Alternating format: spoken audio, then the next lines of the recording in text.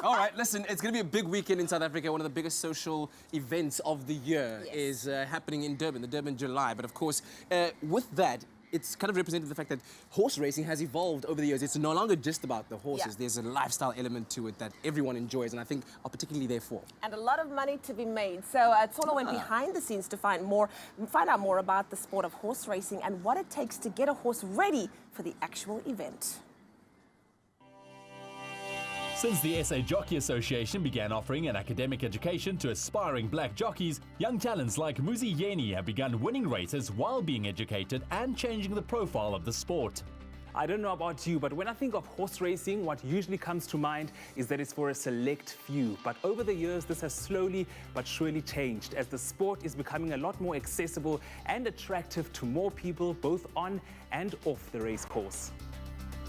Right, Muzi, so how did you become a jockey? How did you get involved in the sport? I got involved in horse riding through my dad. You know, he saw my stature and size. I was tiny, and he went to the academy, spoke to them if I can come through, and obviously with my size and everything, they accepted, and obviously I was doing quite well at school, so they took me in. And tell me, what does it take to become a successful jockey? Obviously, a lot of patience, love for the animal, most importantly. And obviously, your stature and size got to help you to be able to make the weight on the scale. How often do you train and race? Well, in the mornings, I spend 2.5 hours in the morning at track work from around about 5:30 to 8 o'clock. I wake up early, come to work, train. I often have to lose weight because I'm a little bit heavier than the weight I need to be. So I'll go to the sauna or sit in a hot bath and lose a bit of weight. And then off to races. That's about 3 times a weekend. For someone sitting at home looking to become a jockey, what advice do you have for them? You go and apply in the academy if you're really interested. And the academy will check at your weight, size, stature. And then they will decide if you can make it. And obviously, as you go along, it's like a 6 months, a year probation trial. See how well you get along, how well you can manage the racehorses.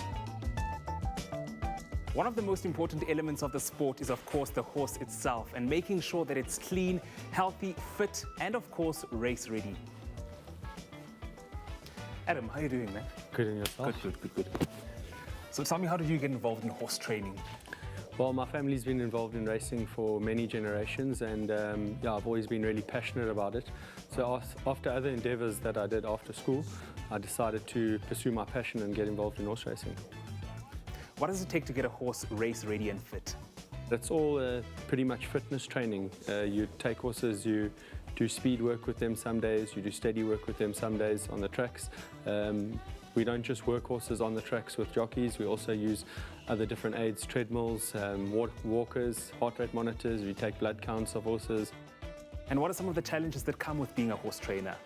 There's many different facets of the game that are challenging because we're working with animals, so it's not as straightforward as it may seem sometimes, that you'd just like to be able to talk to them and get to know what's going on in their head sometimes. What all this boils down to has to be a day at the races. Events like the Met and the July have been around for years, and the lifestyle element of horse racing is definitely being reimagined. Wanting to spread the excitement of racing, fashion, and the fun that comes with it, the industry has an ever-increasing social media presence and a catchy campaign to draw interest and discover new talent. Okay, Racing is a Rush brand was established to bring back the thrill and excitement of horse racing in South Africa. We're working on several campaigns, but the main objective is to diminish the misconception of the sport by educating people.